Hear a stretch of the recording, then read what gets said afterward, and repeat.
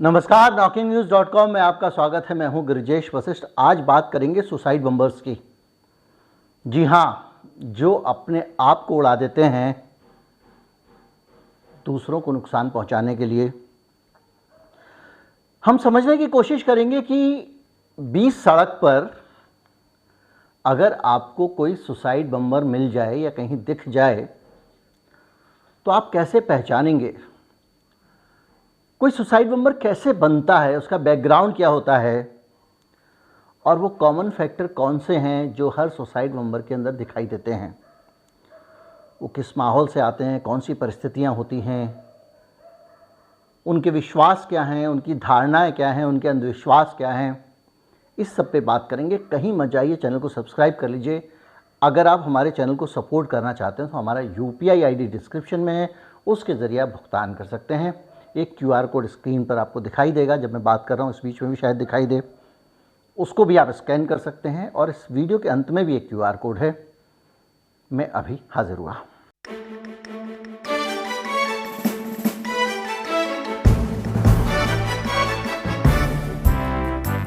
कोई अचानक यूं ही किसी के लिए जान नहीं दे देता, कोई खुद को ऐसे ही नहीं उड़ा लेता। जाहिर बात है कि जब आपको किसी एक ऐसे खतरनाक मिशन के लिए तैयार किया जाता है जिसमें आपकी अपनी भी जानें जाने वाली हों, अपनी भी जान जाती हो, तो आसानी से किसी को मरने के लिए तैयार करना आसान काम नहीं है। लेकिन सुसाइड बम्बर ऐसा करते हैं और बड़ी संख्या पे इजराइल ने और दूसरे देशों ने जो सुसाइड बम्बर होते हैं उनका साइकोलॉजिकल एनालिसिस किया है, उनको समझने की कोशिश की है कि वो कौन सी परिस्थितियां हैं जिनमें सुसाइड बम्बर तैयार होते हैं। नॉर्मली और आम तौर पर हम सब मानते हैं कि कुछ इस्लामिक टेररिस्ट होते हैं, वो ही सुसाइड बम्बर होते हैं, लेकिन ऐसा नहीं है। दुनिया का सबसे खौफनाक आत्मघाती हमला अगर कहीं हुआ है तो वो करने वाला मुस्लिम नहीं था और पुरुष भी नहीं था। राजीव गांधी की जो हत्या हुई है उसको विश्वव्यापी स्तर पे जो आत्मघाती हमला है, दुनिया के टॉप के जो आत्मघाती हमले हैं उनमें एक गिना जाता है। LTTE का जो अपने सुसाइड बम्बर का काम करने का तरीका था और दूसरे लोगों के काम करने का तरीका था, उसमें अंतर था। हम लोग जिस समाज में रहते हैं उसमें अभी मैं उस पे भी आऊँगा, इस्लामिक वाले पे भी आऊँगा, और बल्कि ज़्यादा बात उसी पे करेंगे क्योंकि ज़्यादा सुसाइड बम्बर वही है। LTTE का जो तरीका था वो ये था कि वो अपने लोगों को इस बात के लिए तैयार करते थे कि उनका अपना प्राइड खतरे में है और एक शर्मनाक लज्जाजनक जीवन जीने से अच्छा है कि आप लड़ते हुए मरें। अपने जैसे बहुत सारे लोगों को जिनके ऊपर सिर्फ पहचान के आधार पर अत्याचार हो रहा है। 2 तरह के कानून तक हैं श्रीलंका में, तमिलों के लिए अलग, सिंघलियों के लिए अलग। उनके साथ लगातार जो श्रीलंका की सरकार ने भेदभाव किया, उसके कारण उनको लगता था कि हम मर जाएं तो क्या, ये जीवन व्यर्थ है, लेकिन हम किसी के लिए कुछ कर जाएं। मैं अभी बताऊंगा कि हर कोई मरने को तैयार क्यों नहीं होता था, वो कौन लोग थे जो मरने को तैयार होते थे। राजीव गांधी ने सोचा कि हमारे पड़ोस का मामला है, अब वहाँ शांति स्थापना के लिए कहीं अमेरिका CIA जो हर जगह घुसने को तैयार रहता है, अगर घुस जाएगा तो भारत के लिए बड़ा खतरा हो जाएगा, इसलिए हम ही शांति सेना भेज के मदद कर देते हैं। उसका नतीजा ये हुआ कि जो तमिलियन प्राइड था उसके लिए राजीव गांधी को खतरा समझ लिया गया और उस महिला को ये बताया गया कि अगर तुम कुछ करती हो तो अमर हो जाओगी, मरना तो सबको एक दिन है। पूरी डिटेल काउंसलिंग पे जाऊंगा तो वो एक पूरा अध्याय है। अब हम इस्लामिक टेररिज्म पे आते हैं। जो मिडिल ईस्ट का टेररिज्म है, जो वहाँ का इस्लामिक टेररिज्म है, उसने ही पूरी दुनिया को धीरे धीरे जान देना सिखाया। ज़्यादातर जो नौजवान हैं, ख़ास तौर पे इस्लाम को मानने वाले हैं, उनके अंदर एक धारणा बहुत ज़्यादा ये बिठाई जाती है कि आपको जब ये आप सुप्रीम सेक्रीफाइस करते हैं, सर्वोच्च बलिदान देते हैं तथाकथित, तो आपको जब ऊपर जाएंगे तो जन्नत में एक तो जगह मिलेगी और नेक्स्ट टू गॉड आप ही का दर्जा होगा। अल्लाह के बाद अल्लाह के सबसे अजीज आप ही होंगे, उसके नज़दीक होंगे। ये बात उनको सिखाई जाती है। पूरी दुनिया में जितने भी बुरे काम होते हैं उसमें धर्म का दुरुपयोग होता है, तो वहाँ पे भी होता है, अलग अलग जगहों पे। क्योंकि धर्म जो है वो लगातार प्रीच करता है, आपको उपदेश देता है, ज्ञान देता है। उस ज्ञान को तर्क को कुतर्क में बदलना, किसी और संदर्भ में इस्तेमाल कर देना बहुत आसान होता है। ये ठीक वैसा ही है कि आपके पापा जी ने कोई बात कही है, ये आप अपने भाई को बताएं तो वो ज़्यादा आसानी से मान लेगा, और पापा ने कुछ और कहा और आपने कुछ बदल भी दिया तो भी वो मान लेगा। तो जो इस्लामिक आतंकवादी हैं उसमें और यहाँ के जो श्रीलंका के आतंकवादी हैं उसमें जो कॉमन फैक्टर बताया है इजराइल के साइकोलॉजिस्टों ने, और ख़ास तौर पे वो जो मिडिल ईस्ट का जो फ़िलिस्तीन वाला हिस्सा है और वहाँ जो लोग संघर्ष कर रहे हैं, वो ये बताया कि ये सब लोग एक बहुत अच्छी बैकग्राउंड से नहीं आते हैं, लोअर मिडिल क्लास बैकग्राउंड से आते हैं। बड़ी संख्या में इनमें बेरोज़गार होते हैं, यानी समाज से वंचित होते हैं। जिन लोगों के पास रोज़गार है वो बेरोज़गारी का दर्द नहीं जानते हैं। कल उत्तराखंड में एक लड़के ने, एक वीडियो वायरल हो रहा है कि वो अग्निवीर बनने के लिए जाना चाहता था, उसको नौकरी नहीं मिली। उसके अंदर सारी योग्यताएं थीं, एनसीसी का सी सर्टिफिकेट था। रोते रोते उसने वीडियो बनाया और उसने बाद में आत्महत्या कर ली। बहुत संभावनाशील नौजवान था। जब ऐसे कोई जान दे सकता है तो किसी की जान लेते हुए भी दे सकता है। जो बेरोज़गार लोग होते हैं, वंचित लोग होते हैं, उनके साथ बड़ी सारी दिक्कतें होती हैं, परिवार की प्रताड़नाएं होती हैं, समाज में उनका एक नीचा दर्जा होता है। और जब समाज में आपको हिकारत की नज़र से देखा जा रहा होता है, समाज में आप एक वंचित अवस्था में होते हैं, और उसके बाद तीसरे चौथे दिन आपको कोई क्रांतिकारी समझे और बहुत सम्मान दे और बहुत ऊपर का दर्जा दे, तो आप उस विकल्प को चुनते हैं। ज़्यादातर जो लोग जो सामाजिक प्रताड़ना के शिकार हैं, समाज में जो शेमफुल स्थिति में, शर्मनाक स्थितियों में, शर्म की बात होती नहीं, बहुत सारे मामलों में शर्म की बात नहीं होती है, क्योंकि महिला सुसाइड बमर्स जो हैं उनके बारे में जो रिसर्च है वो ये कहता है कि जो महिलाएं बच्चे पैदा नहीं कर पाती, जिनके पति उनको छोड़ देते हैं, जो समाज में हिकारत की ज़िंदगी जी रही होती हैं, उनके पास में एक सम्मानजनक बेहतरीन दुनिया को दिखा देने वाला विकल्प होता है ये, और वो चुन लेती हैं।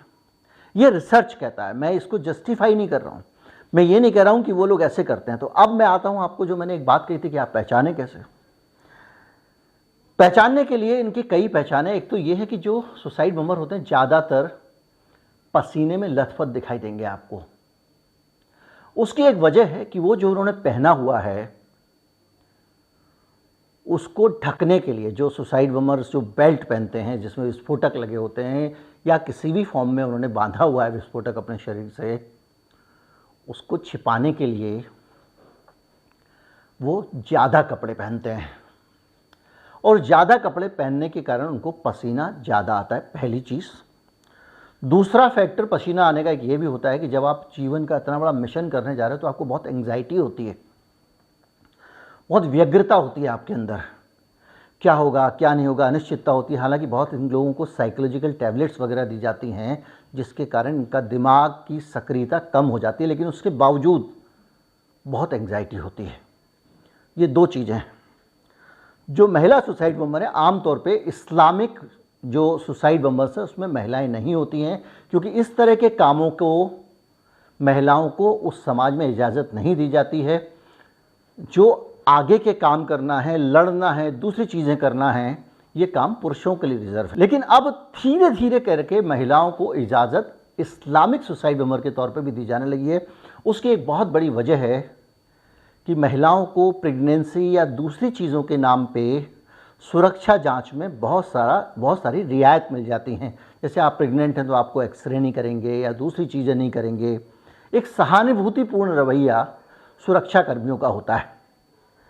मिडिल ईस्ट का जो समाज है, जो वहाँ पैदा होते हैं बहुत ज़्यादा, उसमें ये माना जाता है कि मिडिल ईस्ट के समाज में सबसे ज़्यादा बुरी चीज़ होती है शेम, यानी शर्म। और सामाजिक ताने बाने में आपको बहुत नीचा दिखाया जब जाता है किसी भी वजह से, और उसमें आपको अगर समाज में कहाँ आप वंचित हैं और कहाँ आपको समाज में एक श्रेष्ठ और सम्मानपूर्ण स्थान मिल जाए कथित रूप से, तो आप उसकी तरफ जाते हैं। इस चक्कर में लोग पड़ जाते हैं। तो मैं आपको पहचान बता रहा था। पहचान ये कि उन्होंने ज़्यादा कपड़े पहने होंगे, दूसरी पहचान ये कि उनको पसीना आ रहा होगा, तीसरी पहचान ये ख़ास तौर पे जो इस्लामिक टेररिस्ट हैं और सुसाइड बमर्स हैं, वो अपने शरीर को ज़्यादा से ज़्यादा हिस्से को ढकने की कोशिश करते हैं, और ढकने की कोशिश इसलिए करते हैं कि उनका शरीर एक जैसे रंग का नहीं होता। शरीर के कुछ हिस्से गोरे होते हैं, कुछ हिस्से उसके मुकाबले डार्क होते हैं। इसकी एक वजह होती है, एक धार्मिक वजह होती है। ज़्यादातर जो सुसाइड बमर होते हैं वो ये मानते हैं कि हम इस दुनिया से जब हम मरेंगे, हमारे शरीर के चिथड़े चिथड़े हो जाएंगे, तो अंतिम संस्कार के लिए मनुष्य को जिस तरह से शुद्ध होना चाहिए, उसका शरीर जिस तरह से पाक होना चाहिए, उस तरीके से वो अपने शरीर को पहले ही पाक करके निकलते हैं। जैसे कि हमारे हिंदू धर्म में लोग शादी कर वो जब साधु बनने जाते तो अपना पिंडदान कर देते हैं, यानी परिवार की तरफ से अब ख़त्म। ऐसे ही वो मरने से पहले ही अपने शरीर को उस हालत में ले आते हैं जैसा अंतिम संस्कार के लिए किया जाता है, यानी पूरे शरीर को शेव करते हैं, पूरे शरीर से बाल हटा देते हैं। इस्लाम में शेविंग का बहुत महत्व है। शेविंग का महत्व इसलिए इस्लाम में आपके महिलाओं को और पुरुषों को आर्मपिट के बाल, दूसरे बाल इसलिए बनाने होते हैं क्योंकि इस्लाम में सामूहिकता का बहुत जोर है। आप हज पे जाते हैं तो सामूहिक रूप से हज करते हैं, अनजान लोगों के साथ में। आप मस्जिद में जाते हैं, जब नमाज़ पढ़ते हैं, एक जुमे की नमाज़ है जो आपको ज़रूर पढ़नी होती है, एक रमज़ान में अलविदा की नमाज़ भी होती है। तो जब आप नमाज़ पढ़ने जाते हैं तो उसका जो प्रोटोकॉल है कि आपको कुल्ला करना है, आपको मंजन करना है, आपको इत्र लगाना है और बाल भी आपको साफ़ करने हैं। उसकी एक वजह है कि आप सामूहिक रूप से जा रहे हैं। आप ऐसा कोई काम ना करें जिससे कि आपके आसपास और साथ के जो लोग हैं उनको असुविधा हो। पता चला आपके मुंह से बदबू आ रही है, आप बगल में खड़े होकर नमाज़ पढ़ रहे हैं, तो दूसरे दिक्कत ना हो, क्योंकि ये सामूहिकता बहुत है। बहुत सारे काम सामूहिक रूप से होते हैं। तो इसलिए जो क्लीनलीनेस है, जो सफाई है, उसका बहुत महत्व है। और उसी वजह से जब शेव किया जाता है तो जिन जगहों को आपने लंबे समय तक शेव नहीं किया है, उन जगहों पे बालों के कारण जो टैनिंग है स्किन की वो नहीं होती है, तो वहाँ अंदर से चमड़ी तुलनात्मक रूप से गोरी होती है, और जो हिस्से धूप का शिकार होते हैं वो काले होते हैं। आमतौर पे गरीब, लोअर मिडिल क्लास बैकग्राउंड के बच्चे, बेरोज़गार, और कुछ हद तक ये धारणाएं, मान्यता है, इसको मिथ माना जाता है। ये भी है कि जो लोग गंभीर बीमारियों के शिकार हैं, किसी को HIV है, किसी को कुछ है, तो वो लोग अपने आप को सुसाइड बम्बर के तौर पर समर्पित करते हैं। लेकिन जो एक्सपर्ट हैं वो ये मानते हैं कि कोई भी व्यक्ति जो इस स्टेट में होता है वो उस मानसिक अवस्था में नहीं हो सकता कि इतना कठिन एक टास्क को अंजाम दे सके, इसलिए इसको मैंने मिथ कहा। तो पूरे शरीर से वो अपने बाल हटा देते हैं।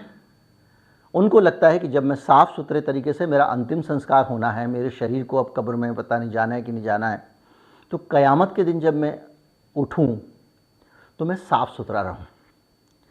इसके अलावा उनको बहुत सारे जो मौलवी और दूसरे लोग, जो एक ख़ास तरह के मौलवी होते हैं जो धर्म का एक ख़ास तरह का इंटरप्रिटेशन बेचते हैं, वो लोग भी उनको उसी तरह से ट्रेंड करते हैं और उसी तरह की चीज़ें उनको सिखाई जाती हैं। बहुत सारे तरीक़ों से उनको ये बताया जाता है, एहसास कराया जाता है कि जब ऊपर जाओगे तो तुमको बहुत सम्मानजनक स्थान मिलेगा। कुछ लोग 72 वहूर वगैरह वगैरह बातें भी कहते हैं, मुझे नहीं पता, मैंने कभी कंफर्म नहीं किया। तो ये सारी चीज़ें हैं। अब आप कहेंगे कि आप सुसाइड बमिंग पे आज क्यों वीडियो बनाने बैठ गए। हुआ ये कि तमिलनाडु के कोयम्बटूर में दिवाली से एक रात पहले एक धमाका हुआ था। उसमें एक सुसाइड बम्बर जो है वो पकड़ा गया और दूसरा 29 साल का बच गया। और पुलिस का दावा है कि वो इस्लामिक स्टेट के जो सुसाइड बम्बर होते उसी तरह बन के आया था, क्योंकि उसमें जो दूसरा आदमी था, जो दूसरा लड़का था, उसको बम बम चलाने का ज़्यादा आइडिया था नहीं और वो थोड़ा एंग्जाइटी में था, तो उसने गलती कर दी, वो चला नहीं पाया, इसलिए बड़ा हादसा होने से बच गया। लेकिन जो इनकी पहचान हुई उसमें एक बहुत बड़ा पैटर्न है बालों की शेविंग की जांच करना और ये पता लगाना कि वो ऐसा क्यों कर रहे हैं। जब पुलिस ने जांच की तो पता चला कि अंतिम संस्कार से पहले की जो शुद्धिकरण की प्रक्रियाएं होती हैं शरीर को साफ सुथरा शुद्ध करने की, वो सारी की सारी वो कर चुके थे। जो इस्लामिक स्कॉलर्स हैं, कुछ अखबारों ने ये छापा है, उनका कहना है कि पश्तून जो आदिवासी होते हैं अफ़गानिस्तान में, वो जंग में जाने से पहले शरीर के बालों को मुंडवाते हैं और एक पुरानी परंपरा है और इसलिए आतंकवादी भी अपने मिशन को जंग की तरह देखते हैं, लिहाजा अपने ऑपरेशन से पहले वो अपने बाल शेव करा लेते हैं। अफ़गानिस्तान आप जानते हैं कि पूरी दुनिया में आतंकवाद का एक समय हब रहा है, अभी भी है। अगर आप अल जवाहिरी अगर वहाँ मिलता है और मारा जाता है तो इससे आप अंदाज़ा लगा लें। और बहुत सारी बातें हैं इसमें, जैसे मैंने कहा कि ये पर्सनल शेविंग, इसको सुनना कहा जाता है। ये मुझे उतनी जानकारी जो है, उतने शब्दों की जानकारी नहीं है और मैं उनमें जाऊंगा भी तो आपका बहुत सारा मामला आपका थोड़ा उलझ जाएगा। और 9/11 के हमलावर जो थे जिन्होंने अमेरिका में किया था, उन्होंने भी पहले यही सब प्रक्रियाएं की थी बड़ी संख्या में, इसीलिए ट्रिमर जो होता है वो भी आतंकवादियों के पास में मिलते हैं। 23 अक्टूबर की जो फुटेज मिली है वो बताती है कि वो शर्ट और पैंट पहने थे और उनके पास से भी ट्रिमर मिला है और उन्होंने ट्रिमर से अपने शरीर के बाल साफ़ किए थे और एक कागज़ के टुकड़े पर जिहाद के आह्वान के बारे में लिखा था और जिसमें ये लिखा था कि कुर्बानी देना और जिहाद करना नौजवानों का काम है, बुजुर्गों और बच्चों का नहीं है। बहरहाल ये एक मोटा मोटा ओवरव्यू है जो आपको बताता है कि किस तरह से जो आतंकवादी हैं, जो सुसाइड बमर हैं, वो तैयार किए जाते हैं, उनका सोशियो इकोनॉमिक बैकग्राउंड क्या होता है। उसमें ज़्यादातर मैंने बताया जैसे कि कम उम्र के होते हैं, नौजवान होते हैं। महिलाओं को आमतौर पे इस्लामिक टेररिस्ट सुसाइड बमर के तौर पे इस्तेमाल नहीं करते हैं, लेकिन बहुत सारे जो बेनिफिट हैं उनके प्रेग्नेंट होने और दूसरी चीज़ों का बहाना बना के मिशन को अंजाम दिया जा सकता है, इसलिए अब वो उनका इस्तेमाल करने लग गए हैं। ये भी मैंने आपको बताया कि वो किस तरह से अपने आप को वो शेव वगैरह करते हैं, किस तरह से वो ज़्यादा कपड़े पहनते हैं, किस तरह से वो उनको पसीना आता है और किस तरह से उनके अंदर एंग्जाइटी होती है। बहुत सारी चीज़ें इसमें आप एक मोटा मोटा आपको एक अंदाज़ा मिल गया होगा। और अगर कहीं पे कोई सुसाइड बम्बर दिखाई दे रहा है तो आज के इस वीडियो से आप कम से कम 50% तो उसे वैसे ही पहचान लेंगे। ये कपड़ों से पहचानने को नहीं बोल रहा हूँ मैं। उम्मीद करता हूँ वीडियो आपको अच्छा लगा होगा। अच्छा लगा हो तो ज़्यादा से ज़्यादा लोगों तक पहुँचाएं, चैनल को सब्सक्राइब कर लें। नमस्कार, जय हिंद।